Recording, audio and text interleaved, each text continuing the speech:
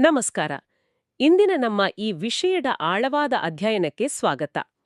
ನಾವೆಲ್ಲರೂ ಬೆಳಗ್ಗೆ ಎದ್ದು ನೋಡುವ ನಮ್ಮ ಸುತ್ತಲಿನ ಜಗತ್ತು ಒಂದ್ ರೀತಿಯಲ್ಲಿ ಸ್ಥಿರವಾದ ಫೋಟೋ ತರಹ ಕಾಣುತ್ತೆ ಅಲ್ವಾ? ಆದ್ರೆ ನಮ್ಗೆ ಕೊಟ್ಟಿರೋ ಮಾಹಿತಿಯ ಪ್ರಕಾರ ವಾಸ್ತವದಲ್ಲಿ ಅದೊಂದು ನಿರಂತರ ರೂಪಾಂತರಿ. ಹೌದು, ಖಂಡಿತ. ಮೇಲ್ನೋಟಕ್ಕೆ ಶಾಂತವಾಗಿ ಕಾಣುವ ಪ್ರಕೃತಿ ಅಣುಗಳ ಮಟ್ಟದಲ್ಲಿ ಅದೆಷ್ಟು ಪ್ರಕ್ಷುಬ್ಧವಾಗಿರುತ್ತದೆ ಅನ್ನೋದು ನಿಜಕ್ಕೂ ವಿಸ್ಮಯ. ಕರೆಕ್ಟ್. ನಾವಿವತ್ತು ಈ ಬದಲಾವಣೆಗಳ ಪತ್ತೇದಾರಿಗಳಾಗ್ಲಿದ್ದೇವೆ. ನಮಗೆ ಬಂದಿರುವ ಮೂಲಗಳ ಪ್ರಕಾರ ಬದಲಾವಣೆಯನ್ನು ಮುಖ್ಯವಾಗಿ 4 ವಿಧಗಳಾಗಿ ವಿಂಗಡಿಸಬಹುದು: ಆಕಾರ, ಗಾತ್ರ, ಸ್ಥಿತಿ ಮತ್ತು ಸ್ವರೂಪದ ಬದಲಾವಣೆ. ಅಂದ್ರೆ ಈಗ ಹಳ್ಳಿಗಳಲ್ಲಿ ಮಕ್ಕಳು ಜೇಡಿಮಣ್ಣಿನಲ್ಲಿ ಆಟ ಆಡ್ತಾರಲ್ಲ, ಆ ಮಣ್ಣನ್ನು ಹಿಸುಕಿದಾಗ ಅದರ ಆಕಾರ ಬದಲಾಗುತ್ತೆ. ಇದು ಆಕಾರದ ಬದಲಾವಣೆ. ನಿಖರವಾಗಿ. ಅದೇ ರೀತಿ ಜಾತ್ರೆಯಲ್ಲಿ ತಂದ ಬಲೂನಿಗೆ ಗಾಳಿ ತುಂಬಿದಾಗ ಅದರ ಗಾತ್ರ ದೊಡ್ಡದಾಗುತ್ತೆ.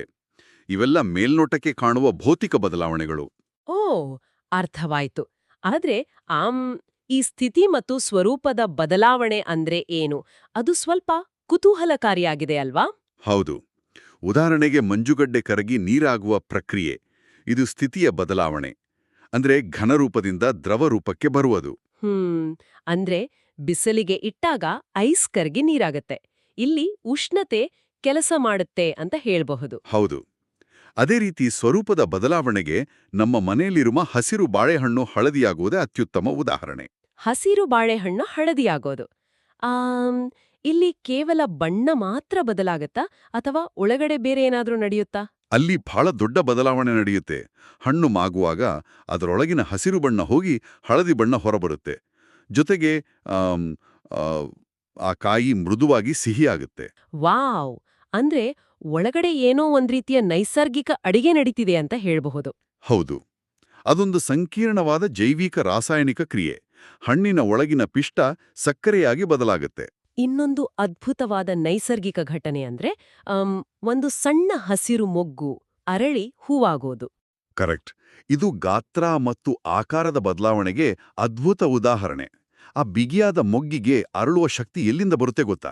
ಅದೇ ನನ್ಗೂ ಆಶ್ಚರ್ಯ. ಅಷ್ಟು ಚಿಕ್ಕ ಮೊಗ್ಗಿಗೆ ಅರಳುವ ಶಕ್ತಿ ಎಲ್ಲಿಂದ ಬರುತ್ತೆ?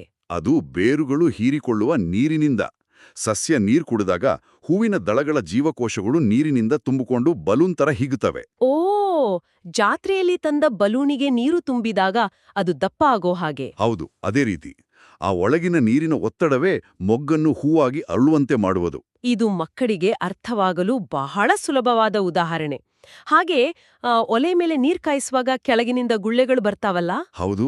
ಹೆಚ್ಚಿನವರು ಆ ಗುಳ್ಳೆಗಳನ್ನ ಗಾಳಿಯ ಗುಳ್ಳೆಗಳು ಅಂತ ಅಂದ್ಕೊಳ್ತಾರೆ. ಆದ್ರೆ ಅವು ನೀರಿನ ಆವಿಯ ಗುಳ್ಳೆಗಳು. ಓ, ಅಂದ್ರೆ ನೀರು ಬಿಸಿಯಾದಾಗ ಅದು ಆವಿಯಾಗಿ ಮೇಲಕ್ಕೆ ಬರುತ್ತೆ ಅಂತನಾ? ನಿಖರವಾಗಿ ಹೇಳಿದ್ರಿ. ಉಷ್ಣತೆ ಹೆಚ್ಚಾದಾಗ ನೀರಿನ ಅಣುಗಳು ದ್ರವರೂಪದಿಂದ ಅನಿಲ ರೂಪಕ್ಕೆ ತಿರುಗಿ ಒದ್ದಾಡುತ್ತಾ ಮೇಲಕ್ಕೆ ನುಗ್ತವೆ. ನನಗಿಲ್ಲೊಂದು ಚಿಕ್ಕ ಡೌಟ್ ಇದೆ.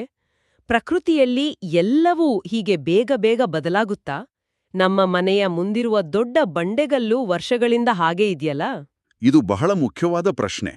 ಆ ಬಂಡೆಗಲ್ಲು ಕೂಡ ಬದಲಾಗುತ್ತಿದೆ, ಆದರೆ ಅದು ಕಣ್ಣಿಗೆ ಕಾಣದಷ್ಟು ನಿಧಾನವಾಗಿ ನಡೆಯುತ್ತಿದೆ. ಅಂದ್ರೆ ಬಿಸಿಲು ಮತ್ತು ಮಳೆಯಿಂದ ಆ ಕಲ್ಲು ಕೂಡ ಸವಿಯುತ್ತಾ?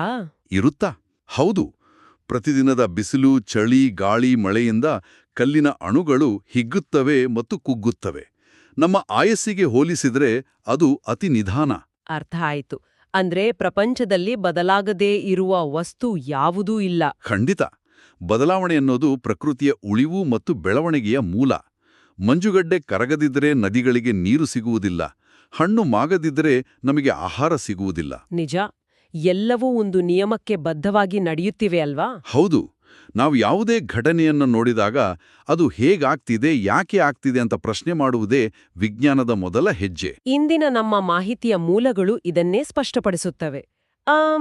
ಕೊನೆಯದಾಗಿ ಒಂದು ಕುತೂಹಲಕಾರಿ ವಿಚಾರ. ಖಂಡಿತ ಹೇಳಿ.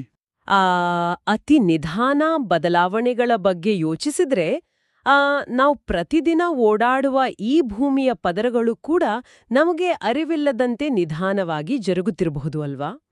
ಅಥವಾ ತಲೆಯ ಮೇಲಿರುವ ಅನಂತ ಆಕಾಶ, ನಕ್ಷತ್ರಪುಂಜಗಳು ಪ್ರತಿ ಕ್ಷಣವೂ ವಿಸ್ತಾರವಾಗ್ತಲೇ ಇರಬಹುದೇ? ಕಣ್ಣಿಗೆ ಕಾಣುವ ಬದಲಾವಣೆಗಳ ಆಚೆಗಿನ ಈ ಅದೃಶ್ಯ ರೂಪಾಂತರಗಳ ಬಗ್ಗೆ ಯೋಚಿಸ್ತಲೇ ಇರೋಣ.